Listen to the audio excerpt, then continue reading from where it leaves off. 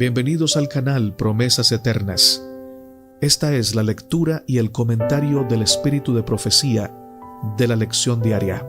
Suscríbete y comparte el mensaje. Lección para el día jueves, 7 de noviembre. El testimonio de la multitud. El último gran día de la fiesta, Jesús se puso en pie y exclamó: Si alguno tiene sed, venga a mí y beba. Como dice la Escritura del que cree en mí, ríos de agua viva brotarán de su corazón. Juan 7, 37 y 38. Juan había registrado en numerosas ocasiones las audaces declaraciones de Jesús acerca de sí mismo, de quién era y qué había venido a hacer.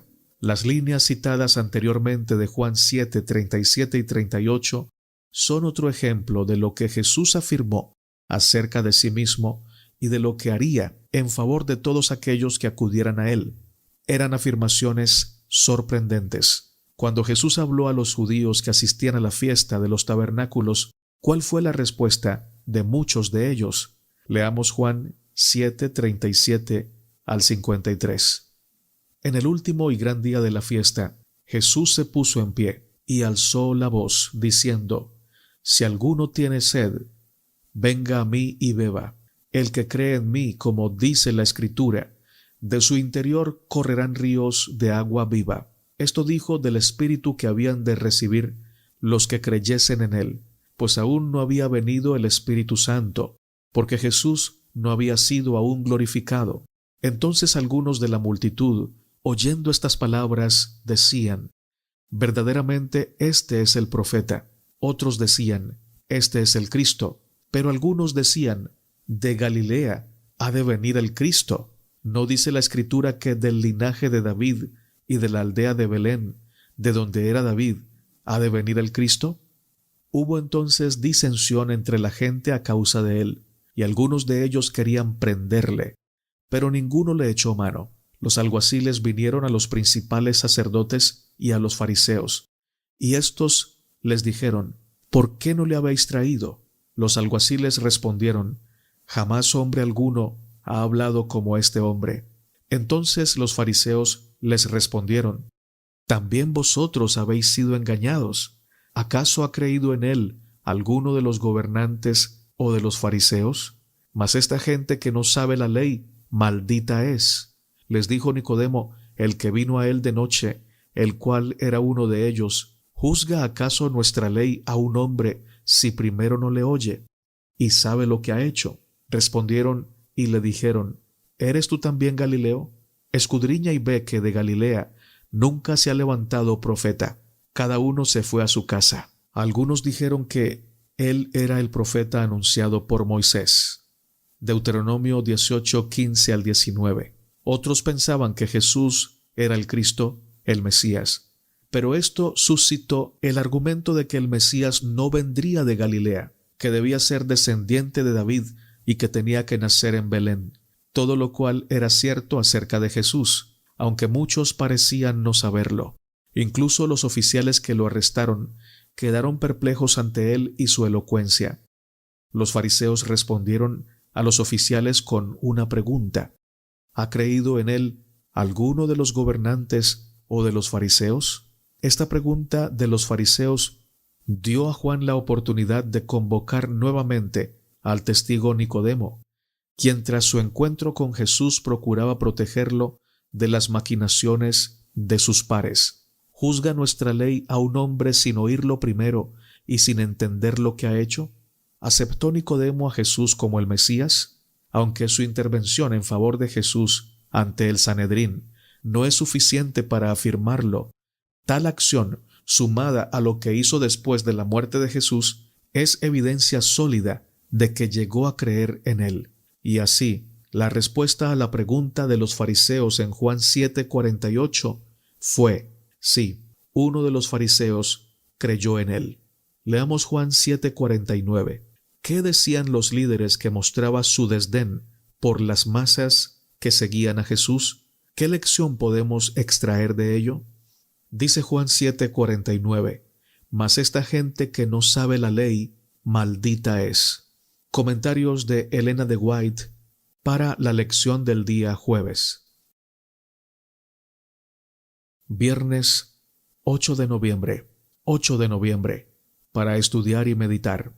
Lee en el deseado de todas las gentes de Elena de White los capítulos La crisis en Galilea y En el atrio exterior.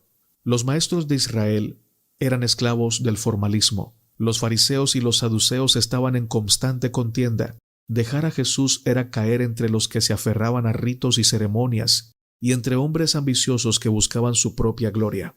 Los discípulos habían encontrado más paz y gozo desde que habían aceptado a Cristo que en toda su vida anterior. ¿Cómo podrían volver a aquellos que habían despreciado y perseguido al amigo de los pecadores? Habían estado buscando durante mucho tiempo al Mesías. Ahora había venido y no podían apartarse de su presencia para ir a aquellos que buscaban su vida y que los habían perseguido por haberse hecho discípulos de él. ¿A quién iremos? No podían dejar la enseñanza de Cristo, sus lecciones de amor y misericordia, por seguir las tinieblas de la incredulidad y la iniquidad del mundo.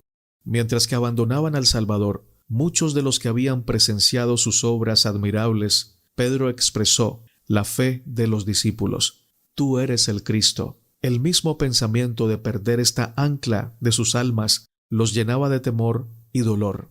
Verse privados de un Salvador era quedar a la deriva en un mar sombrío y tormentoso. Elena de White, El deseado de todas las gentes, página 363. Preguntas para dialogar. En clase, hablen sobre la difícil cuestión de por qué algunas personas, cuando se les dan pruebas de que Jesús es el Mesías y de la verdad del cristianismo, las aceptan de buen grado, y por qué otras, cuando se les dan esas mismas pruebas, las rechazan. ¿Qué verdad más importante puede haber que el hecho de que Jesucristo haya muerto por nuestros pecados? Sin embargo, ¿cómo hemos llegado a conocer esta verdad tan importante? ¿Será por la ciencia? ¿O por la ley natural? ¿La teología natural? ¿La lógica o la razón?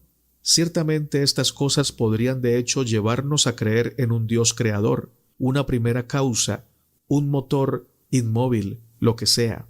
Ninguna de estas disciplinas, ya sea solas o incluso juntas, podrían enseñarnos la verdad más importante que necesitamos saber.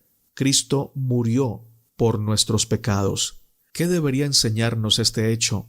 Que todas estas disciplinas, incluso en principio, no podrían llevarnos a lo único que realmente necesitamos saber, sobre lo crucial que es hacer de la Biblia nuestra autoridad final y última en cuestiones de fe.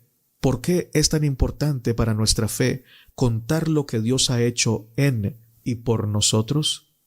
Comentarios de Elena de White para la lección del día viernes. Bienvenidos al canal Promesas Eternas. Esta es la lectura y el comentario del Espíritu de Profecía de la lección diaria. Suscríbete y comparte.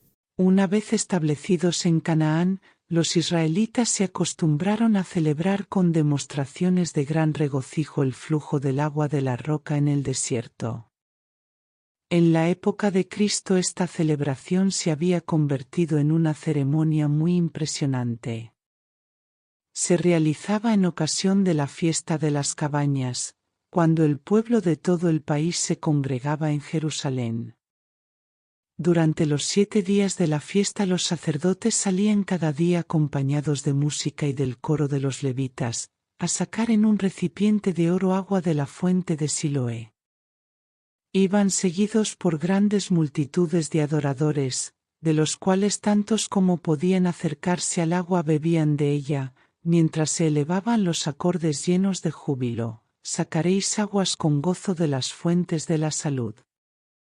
Isaías 12:3.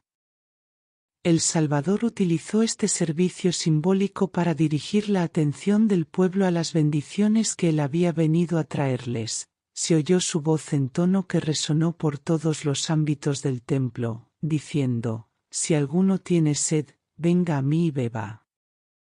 El que cree en mí, como dice la Escritura, ríos de agua viva correrán de su vientre. Y esto, dice Juan, dijo del Espíritu que habían de recibir los que creyesen en él. Juan 7:37 al 39. El agua refrescante es un emblema de la gracia divina que solo Cristo puede conceder, y que, como agua viva, purifica, refrigera y fortalece el alma. Historia de los Patriarcas y Profetas, página 437. Aquel en quien mora Cristo tiene dentro de sí una fuente eterna de gracia y fortaleza. Jesús alegra la vida y alumbra el sendero de todos aquellos que le buscan de todo corazón. Su amor, recibido en el corazón, se manifestará en buenas obras para la vida eterna.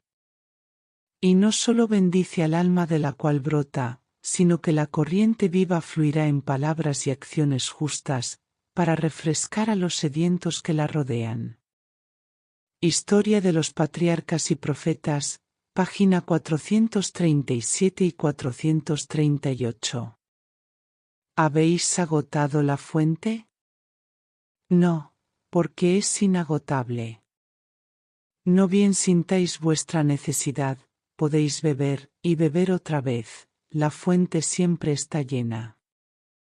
Y cuando hayáis bebido una vez de esa fuente, no andaréis procurando apagar vuestra sed en las cisternas rotas de este mundo. No andaréis averiguando cómo podéis encontrar más placer, diversión y entretenimientos.